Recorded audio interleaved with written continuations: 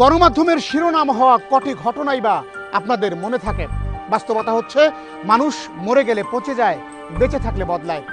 মুনীর চৌধুরীর রক্তাক্ত প্রান্তরের মতো অনেক উপাখ্যানই সমাজের আনাচে কানাচে কারো কারো জীবনকে স্তব্ধ করে দিয়েছে। রাজধানীর হাতিরঝিল থানার সোনারগাঁ হোটেলের সামনে ছুরিকাঘাতে আহত তামিমের ঘটনা শুরু থেকে নজর রাখে ক্রাইম ইনভেস্টিগেশন টিম।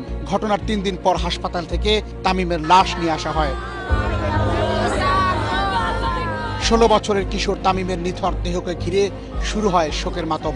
একমাত্র সন্তান হারা বাবা আর গর্ভধারিণী মায়ের গগনবিদারী চিৎকারে চারদিকে হাহাকার পড়ে যায়। শোক সন্তপ্ত পরিবারের সান্ত্বনা দেবার কোনো ভাষা নেই কারো কাছেই। মুন্সিগঞ্জ টঙ্গিবাড়ি উপজেলার কাঠাইদিয়া গ্রামের আলমের ছেলে তিনি। পরিবারের সাথে বাংলা মোটর পেট্রোল পাম্পগুলির 64B নম্বর ইকবালের বাড়িতে ভাড়া থাকত তামিম। তামিমের চাচা মোহাম্মদ মিলন জানান, ঘটনার দিন রাতে তামিম একাই কারণ বাজার এলাকায় যায় বিরিয়ানি খেতে। সেখান থেকে বিরিয়ানি খেয়ে বাসায় ফেরার সময় রাত 12টার দিকে সোনারগাঁ হোটেলের সামনে 5 থেকে 6 জন দুর্বৃত্ত তাকে পেটে, পিঠে ও গলায় সহ শরীরের বিভিন্ন জায়গায় এলোপাতারি ছুরিকাঘাত করে। ও শাওন প্রথম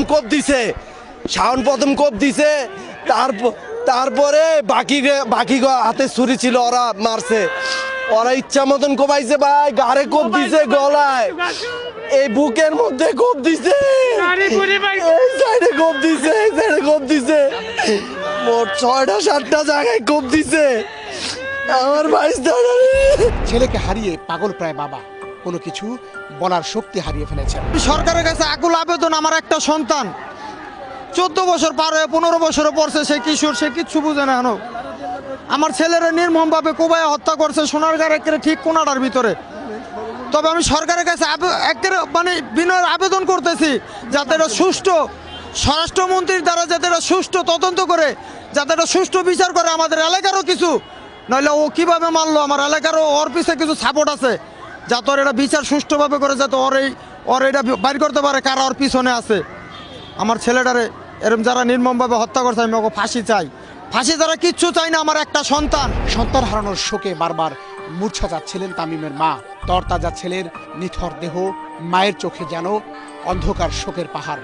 কৈশোরের উন্মাদনায় এই পরিবারটিকে যারা শোকে ভাসিয়েছে, তাদের 4 জনকে গ্রেপ্তার করেছে হাতিরঝিল থানা পুলিশ।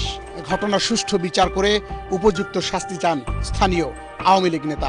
কিন্তু একমার এক ছেলে, বাবা মার অবস্থা এটা তো বুঝতেই পারতেছেন আপনারা। আমরা চাই সুষ্ঠু বিচার, এলাকাবাসী চায় সুষ্ঠু বিচার, যারা এটার সাথে জড়িত আছে তাদের সুষ্ঠু বিচার। আমরা এলাকাবাসী সবার পক্ষ থেকে, ব্যবসায়িকবাসীর পক্ষ থেকে চাই সুস্থ তদন্তে আসামি যারা আছে তাদের সুস্থ বিচার হোক। আইন শৃঙ্খলা বাহিনী হয়তোবা দোষীদের খুঁজে বের করে বা শনাক্ত করে শাস্তিও নিশ্চিত করবেন, কিন্তু তাতে কি 10 মাস 10 দিন পেটে রাখা জনম দুঃখী মায়ের এই আহাজারি আমৃত্যু অভিশাপে ভাসাবে সেই সব পাষণ্ড সন্তান। আমার বাবারে কই এত রাতে উঠে গেছস কই আমার মা এত খিদা লাগছে, আমি গেছিলাম খাইতে, আমি খাইতেও যাইতে পারি নাই। আমারে সাবিরে লোক দিয়া ঢাকাই লইছে, সাবিরে লইছে, শাওনে ডাক দিয়া লইছে, লগে আরো কয়টা বলা পায় না আছে, আটের নাম কইতে পারে নাই গো। ও আমার বাবারে এটা কেমনে করলো। দর্শক, দুঃখ ভারাক্রান্ত হৃদয়ে আজকের মতো অনুসন্ধান শেষ করব, কিন্তু তার আগে সামাজিক অবক্ষয়ের মূলোৎপাটনের দায়িত্ব আপনাদের হাতে তুলে দিয়ে যেতে চাই। আপনাদের কাছে কোনো অপরাধের তথ্য প্রমাণ থাকলে আমাদেরকে জানান, আর অপেক্ষায় থাকুন। ক্রাইম ইনভেস্টিগেশন টিম ভিন্ন কোনো অপরাধের তথ্য নিয়ে হাজির হবে এশিয়ান টেলিভিশনের পর্দায়। ততক্ষণ পর্যন্ত ভালো থাকুন। আল্লাহ হাফেজ।